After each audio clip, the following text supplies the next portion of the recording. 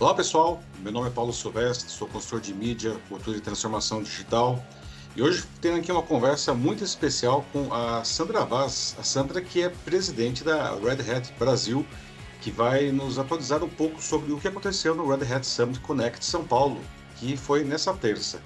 Sandra, tudo bem? Oi, Paulo, tudo bem? E você? Tudo bem, obrigado aí pela conversa. É um grande prazer falar com você e contar um pouquinho aí do grande sucesso do nosso Summit Connect São Paulo. Tá joia. Sandra, para começar, eu queria fazer uma pergunta aqui mais aberta. Não? O evento, né, o Summit Connect São Paulo, deixou claro que a inteligência artificial se tornou o eixo central da estratégia da empresa. Aliás, não, a inteligência artificial hoje está em todo lugar, não? Mas eu queria saber como que vocês enxergam o papel da IA na transformação digital das organizações, particularmente nas organizações brasileiras, nos próximos anos. Excelente pergunta. Bom, como eu te comentei, no Summit Connect, nós tivemos a oportunidade de reunir centenas de especialistas, clientes, parceiros e Red Hatters. Todo o nosso ecossistema eh, trocou experiências, conversou exatamente sobre o que você me perguntou, sobre inteligência de mercado.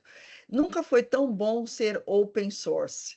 Então, a Red Hat vem com essa bagagem de mais de 30 anos de mercado sendo open source e sendo aberta às distintas possibilidades da inteligência artificial, sempre com muita segurança, sempre com escalabilidade, porque nós também temos todo esse potencial de trabalhar nuvem híbrida de forma totalmente independente, então, e autônoma. Nós conseguimos colocar IA com nuvem híbrida, porque a IA precisa de muito recurso de hardware, de nuvem, de expansão, e o cliente precisa realmente entender como é que ele pode não só trazer produtividade para os seus colaboradores, que é a primeira etapa do IA, né? Então, todo mundo pensando, puxa, que ferramentas vou implementar na minha empresa para trazer produtividade. Segundo pilar é muito atendimento ao cliente. Como é que eu vou atender o meu cliente, sendo uma entidade financeira ou de serviços, o meu cidadão, sendo uma entidade governamental, ou o meu paciente, sendo uma entidade na área de saúde, laboratório, um hospital. Então, esse é o segundo pilar. E o terceiro pilar que nós temos visto também é uma necessidade de expandir o potencial dos negócios de forma segmentada, verticalizada, onde você consegue expandir usando IA. Se você pensar, poucas empresas conseguiram fazer esses três pilares, não só no Brasil, fora Uhum. também. Então, as empresas querem, todas as empresas estão discutindo sobre o tema, as empresas ainda têm que se organizar melhor, nós sentimos muito isso nas discussões que nós tivemos no Summit, que as empresas precisam de um planejamento. Então, como você, né, 95% das empresas não conseguem um retorno imediato do uso da IA, né? Segundo o MIT, 95% delas não conseguem esse retorno. E por quê? Porque falta preparo dos seus profissionais, não é fácil. Uhum. O planejamento estratégico, porque tem inúmeras soluções de IA no mercado, inúmeros modelos, então entender qual o melhor modelo para o seu segmento de mercado. E o terceiro ponto, que é super importante, é ter uma estratégia clara, sabendo para onde eu vou usando a inteligência artificial.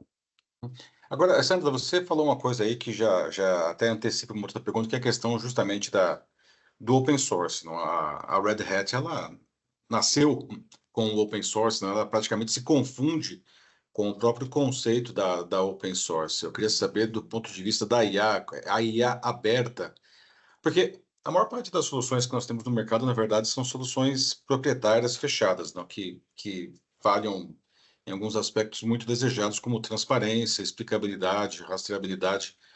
Eu queria que você pudesse explicar um pouco as vantagens do open source quando você fala de inteligência artificial. Claro, com certeza. Então, essa abordagem aberta, ela traz a possibilidade do nosso código ser altamente testado. Nós investimos muito em integrar a inteligência artificial em todo o nosso portfólio de soluções, iniciando pelo nosso Linux, pelo HEL, com o IA, né, justamente para facilitar todo esse desenvolvimento e integração das soluções de IA na nossa plataforma, depois passando pelo OpenShift AI, que também você pode escalar de forma segura, sendo dentro da empresa, sendo na nuvem. E, por último, falando muito de virtualização, de automação, não existe inteligência artificial sem automação. E aí eu vou para o Ansible, que é uma solução que totalmente integrada também com IA. Então, nós estamos investindo muito nessa atualização e nessa integração das nossas soluções com inteligência artificial. E um ponto super importante foi a questão da inferência. Então, assim, você tem, como eu mencionei, você tem as soluções de produtividade, você tem a solução de apoio ao cliente, atendimento e IA como um hub para justamente acelerar esse atendimento ao cliente com mais excelência. E o terceiro é a inferência, ou seja, como é que em tempo real você pode tomar decisões de negócios que são vindos da IA generativa. Então, nós Uhum. temos aí um modelo aberto, a gente não está amarrado com nenhum modelo que tem que ser testado, a gente tem uma abertura total a modelos distintos. Então, os agentes que você criar, pode ser para atendimento cliente, agentes criados seguindo o modelo, ou você pode ter um outro focado no teu negócio, focado, por exemplo, em saúde, e as nossas soluções permitem essa integração sem deixar o cliente refém de nenhum modelo. Totalmente aberto, totalmente flexível, independente se você está fazendo toda a parte de testes de modelo na nuvem, dentro de casa. Então, ser aberto é uma grande vantagem para a Red Uhum. Hat, principalmente nesse momento da democratização de IA. Você mencionou a questão da inferência, né? Vocês lançaram o Inference Server agora, né? Você poderia Isso, explicar um pouco melhor, em termos simples, o que que é a inferência quando a gente está pensando em inteligência artificial? claro que sim. Então, assim, a inferência é quando você começa a testar os modelos, ele aprende e começa a inferir nas suas decisões, né? Então, você não precisa ter somente o humano fazendo essa questão de tomar a decisão com base no que ele aprendeu. Então, você traz novas possibilidades, você infere, é como o próprio nome diz, né? O modelo aprende de tal forma que ele toma decisões e te sugere decisões que às vezes você levaria semanas, meses para tomar. Além disso, tem uma grande vantagem também que a Red Hat adquiriu a Neuromagic, que ela faz o quê? Ela tem a inferência, então a Inference Server veio justamente da Neuromagic, dessa aquisição, e que também pode usar não só as GPUs, mas também o SMM, que você pode justamente usar o Small Model Language Uhum. para fazer rapidamente, treinar o modelo, ele aprende e ajuda você a tomar decisões. Ele infere nas suas decisões de uma forma rápida, segura e escalável. Uhum. Vocês lançaram também Red Hat AI Free, essa suíte. Você poderia explicar um pouco o que que é o AI Free?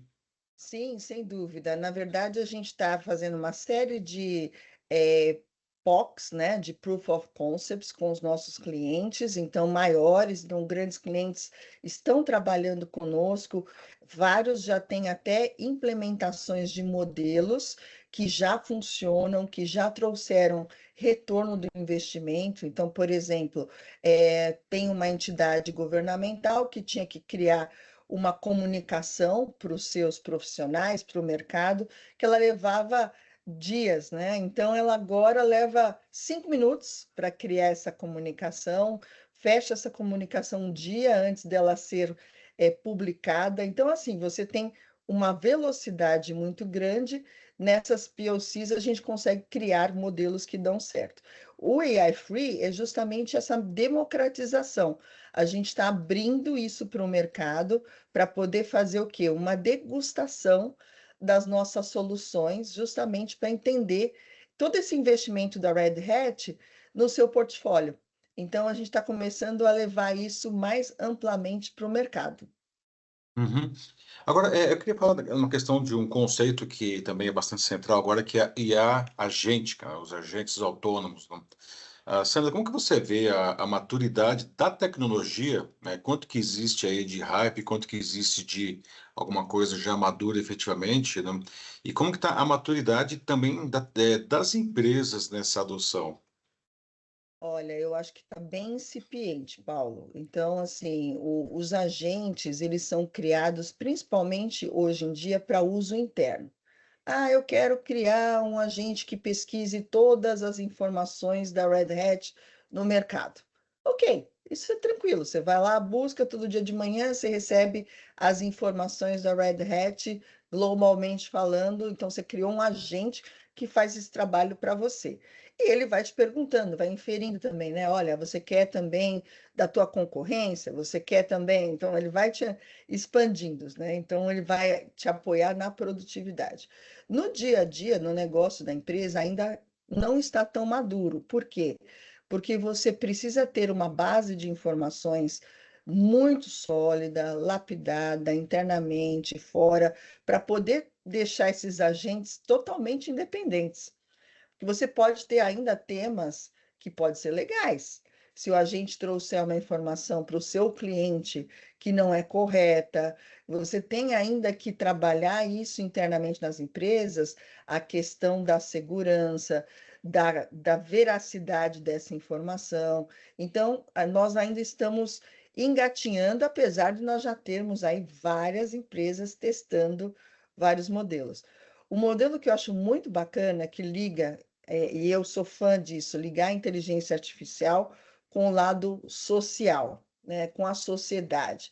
Uma coisa que está sendo muito realizada é você usar isso na medicina, né, tanto para diagnóstico de exames, né, onde você tinha antes a preditiva IA, né, que ia Uhum, com a informação do exame, ela ia te informar, olha, se era realmente um câncer ou não era numa criança. Isso a gente tem no Boston Hospital de Child Hospital nos Estados Unidos, e várias entidades estão usando justamente a IA para esse fim.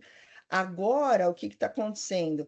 Você tem os agentes criando qual é o impacto do medicamento dentro da molécula que vai, né, e te apoiar justamente nessa cura. Então, você não tem impactos mais nos sintomas que a pessoa vai ter nos medicamentos. Então, isso é muito. Aí você tem os agentes trabalhando de uma forma, mas ainda internamente. Então, eu diria que a gente está incipiente, principalmente no Brasil, criando os agentes, mas para coisas muito simples. E o grande objetivo ideal é criar esse bilhões de agentes para justamente coisas muito mais complexas e que precisam de uma estratégia, de uma base de informações muito sólidas e de pessoas capacitadas realmente para criar esses agentes de uma forma que ele traga informações verídicas e não informações duvidosas. hum. Ok? Que é o grande a grande cisma ainda da IA, não? A questão da confiabilidade, não? Como encontrarmos um caminho para isso, né? Exatamente, você tem que ter as análises preditivas, você pode ter, assim, em relação a risco, diagnósticos mais rápidos, porém, você tem que ter um ambiente controlado ainda, tá? Uhum, Você precisa de conhecimento, além do IA, para disponibilizar e ter esses agentes aí que estejam justamente trazendo as informações corretas, uhum. Agora, Sandro, eu queria falar um pouco do conceito de nuvem híbrida aberta, não? tá? Que é outra coisa bastante ligada a vocês. Eu queria saber por que vocês acreditam que esse é um bom caminho para a inteligência artificial nas empresas.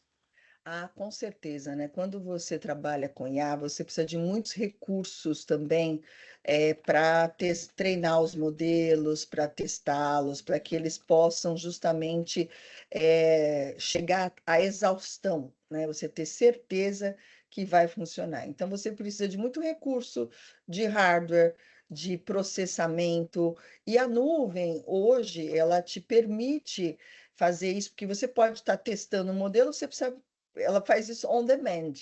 Então, você está testando um modelo, daqui a pouco você deu certo, vou voltar, vou implementar. Então, você tem que ter essa possibilidade de usar on demand. Então, você não vai conseguir comprar todos os Uhum, hardwares necessários para você poder justamente testar esses modelos. Você pode ter uma parte dentro de casa, que seja até algo mais confidencial, ir para a nuvem e você negocia muito bem com as distintas nuvens o seu contrato. E aí a nuvem híbrida, e a Red Hat, ela faz isso muito bem, né? Ela usa justamente toda a solução OpenShift, ele usa essa possibilidade de flexibilizar o uso e garantir negociações muito mais flexíveis com as empresas provedoras de soluções em nuvem. Então, eu acredito muito que a Red Hat apoia o cliente nesse sentido, inclusive quando ele precisa virtualizar também seus ambientes para garantir mais segurança. Então, quando existe a virtualização, é muito mais fácil em nuvem do que ter isso dentro de casa. uhum. Então, uma questão de flexibilidade, antes. Acho que seria essa a principal palavra, é isso? Sim, flexibilidade, segurança também, porque cada vez Uhum, mais, né, a nuvem traz segurança e outra, né? Além disso, você tem uma eficiência. Seria muito difícil você manter profissionais atualizados, fazendo toda essa parte de segurança, escalabilidade. Então, a nuvem ela te traz, é como se fosse, você tem um carro que você tem que montar a roda, ou colocar o volante, você tem tudo isso pronto somente para usar. Então, a uhum. nuvem trouxe essa facilidade para os nossos clientes. A maioria deles tem mais de uma nuvem. Eu diria que os grandes têm as 5 nuvens, às vezes 6 nuvens, para garantir essa flexibilidade, essa negociação também, né? Para os clientes é importante negociar os seus contratos e não ficar em lock-in com nenhum provedor. Então, a Red Hat, como ela é aberta, ela traz essa possibilidade para os clientes não ficar refém de nenhum modelo, né, para testar, e também é aberto para não ficar em lock-in com nenhuma nuvem e nenhuma possibilidade de ficar muito preso, inclusive na parte de negociações. Ok. E, Sandra, em que momento, como você vê, o estágio das empresas brasileiras na adoção da IA comparada com os mercados globais, não? Você sente que tem alguma coisa aqui que talvez atrapalhe uma adoção mais madura? Eu acredito que sim, por quê? Por três motivos, né? Nós normalmente seguimos as tendências globais, né? Principalmente dos países que já são os grandes inovadores aí do mercado global. Então, nós seguimos, porque nós temos o quê? Muitas empresas globais no Brasil, e as empresas brasileiras, elas vão também acompanhando esses movimentos. Elas preferem não ser um early adopter, mas ser um follower, né? Então você, pô, aqui deu certo isso, aqui deu certo ali. A partir do momento, isso foi com ERP, com Uhum, CRM, com a nuvem e com a IA também está acontecendo a mesma coisa. Os maiores que têm mais investimentos, que são empresas globais, iniciam a jornada. E aí começa num try and fix, até encontrar um modelo que tem uma base de informações que está correta, a estratégia foi definida, onde é que eu vou investir, e depois as empresas brasileiras elas vão seguindo esse caminho. Ah, esse grande banco global deu certo aqui, eu vou também querer olhar e experimentar. Ah, eu vou querer usar essa esteira de desenvolvimento usando uma plataforma que faça automação com inteligência artificial e libere os meus funcionários para algumas atividades mais nobres e não tão operacionais. Então, eu diria que primeiro momento é testar dentro de casa. Uhum, Segundo momento é atender o cliente e liberar os seus profissionais de tarefas operacionais, trazendo mais produtividade para o time interno. E o terceiro é justamente você criar essa possibilidade que você levaria meses, você pode levar dias desenvolvendo uma aplicação ou disponibilizando essa aplicação que foi testada internamente e atendendo melhor o teu cliente. Então, nós ainda estamos seguindo as empresas maiores e globais antes de tomar decisões, ok? uhum, Mas a pauta, ela está presente em todas as minhas reuniões de negócios. Esteve no Summit Connect, aí no Teatro Santander, como também está no dia a dia nessas reuniões que fazemos com os clientes. Então, o cliente quer nos escutar, quer trabalhar numa estratégia conjunta, quer definir os seus projetos. Então, a IA é um grande, a gente chama às vezes de motor de IA, é um grande hub, e dela começa um projeto mais simples, aí nós vamos, né, tomando confiança junto com o cliente, apoiando o cliente a pensar em outros projetos. A gente tem, às vezes, 15 projetos conjuntos com o cliente e iniciando os desenvolvimentos, as discussões, até a implementação com sucesso. uhum.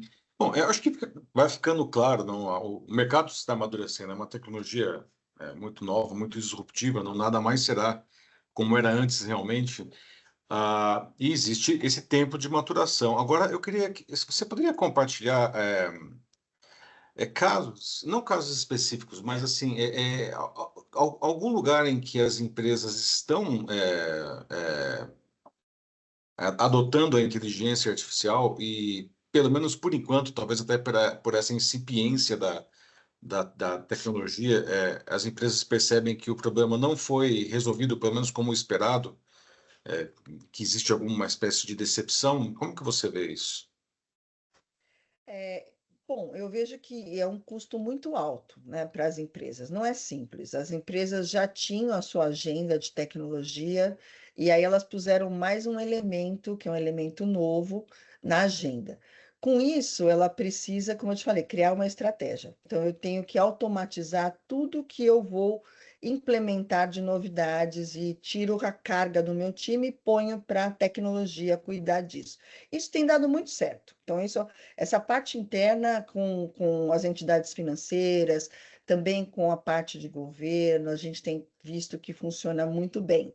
Quando a gente chega na parte do negócio, a gente tem aí, primeiro que você tem que ter um alinhamento interno e colaborativo. Esse é o primeiro ponto. Então, nós já nascemos, nosso DNA é colaboração. Então, nós levamos isso para o cliente. Vocês têm que fazer um alinhamento, vocês têm que entender a necessidade do negócio e alinhar isso com os líderes da empresa e com a área de tecnologia. Então, a tecnologia, cada vez mais, ela vem subindo para a liderança, né? A liderança vai dar o drive, vai acordar com o que vai ser feito em relação ao negócio e a tecnologia vai viabilizar. E com isso, você tem ali uma série de necessidades. O que eu estou vendo de que está andando muito bem globalmente falando? O mercado de saúde está indo muito bem.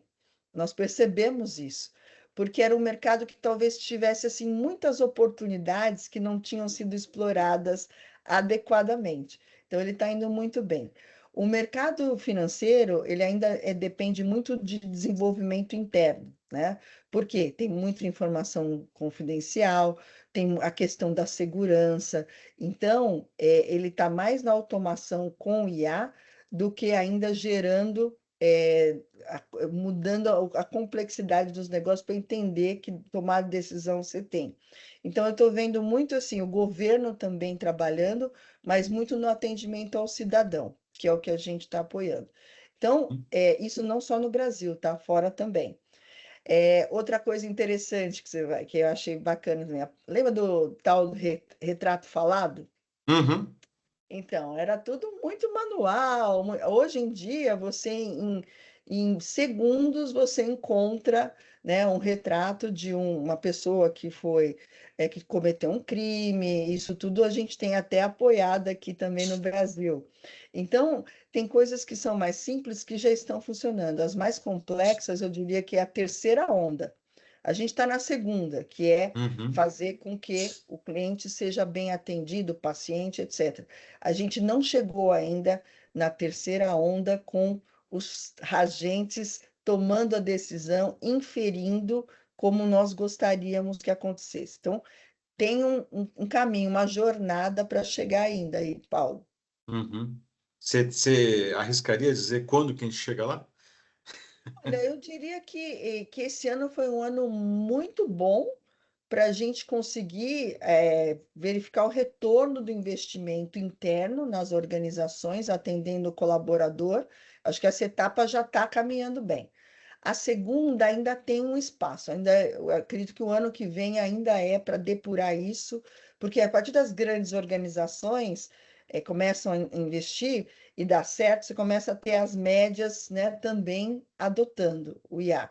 E eu diria que mais 2 anos a gente já vai ter muita coisa sendo realizada pelos agentes, e aí nós vamos ter as pessoas livres para sair de tarefas operacionais e ir para tarefas mais estratégicas, mais nobres dentro das empresas.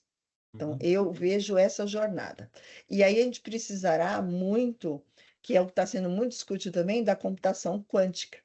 Então, Uhum. eu diria que em 2 anos, tanto o IA quanto a computação quântica vão viabilizar e reduzir o custo dessa necessidade gigantesca que a gente ainda tem hoje de processamento para os modelos. Vai ser uma combinação, nasceu um para o outro, não? É explosiva, explosiva, exatamente. E já tem testes, né? Então, tem Sim, várias empresas aí de nuvem, as empresas de hardware testando justamente para poder viabilizar a inteligência artificial.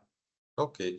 Sandra, para terminar a nossa conversa, eu queria perguntar para você o seguinte, que cresce esse discurso da importância da IA como uma tecnologia de ampliação de capacidades humanas e não de substituição. Mas, infelizmente, o que a gente tem visto na prática não é bem isso, não é? Muita gente perdendo emprego, inclusive o pessoal que está começando na carreira está sendo particularmente impactado. Não? Como garantir que a IA seja usada bem no sentido de não gerar desemprego e realmente atender essa promessa de ampliar as capacidades do ser humano? Esse é um ponto muito importante. A IA veio para isso, ela veio para ampliar, expandir o potencial humano e das empresas. Esse é o grande objetivo da inteligência artificial. Obviamente, se você tem tarefas operacionais, a IA automaticamente, né, até falei, a IA mais automação vai substituir essas tarefas operacionais. Então, antes você tinha departamentos gigantescos verificando o crédito de uma pessoa, de uma empresa. Então, você tinha, assim, seres humanos trabalhando com papéis, avaliando diversos sistemas. Hoje, a própria tecnologia já liberou essas pessoas para outras tarefas. Então, eu diria que nós temos, como sociedade, que capacitar as novas gerações para que elas já entendam como trabalhar com IA, para que elas não entrem em empregos que sejam operacionais, né? E elas mantenham o conhecimento especializado. Então, se você parar para pensar, até o médico, ele pode, né? Você tem a triagem no hospital. Essa triagem poderia ser feita por IA, concorda? A gente já está trabalhando nisso. Você não precisa ter aquelas pessoas te perguntando, ok? Então, assim, o ideal é você reduzir o tempo de espera do paciente ao fazer a triagem, né? Vai ser uma triagem mais rápida, porém com um toque humano. Então, na minha visão, a gente tem que combinar a tecnologia, a IA, com o olhar, o toque humano. Porque não tem coisa mais chata de você só ficar falando com o chatbot, né? Tem uma hora que você tem que. Aliás, eles estão aprendendo se você está de bom humor, se sua voz mostra que você Uhum. está nervosa, ou para te oferecer uma solução, né, nova da entidade, ou para trazer uma pessoa para te atender com um nível mais sênior de atendimento. Então, essa combinação, eu diria que é a grande chave para o sucesso das organizações. Não perder o olhar humano e ter também uma responsabilidade social, trazendo as pessoas para uma nova camada. A gente vai precisar de muita gente com conhecimento de IA. A gente não tem hoje no mercado. Não tem. A gente está treinando os nossos parceiros, treinando as nossas pessoas internas, e eu diria que esse vai ser o papel de todas as empresas também, treinando os seus profissionais e garantindo essa evolução para novas atividades. Senão, a gente corre o risco, sim, de tarefas operacionais realizadas por humanos serem substituídas por IA. Ok. Sandra, é isso.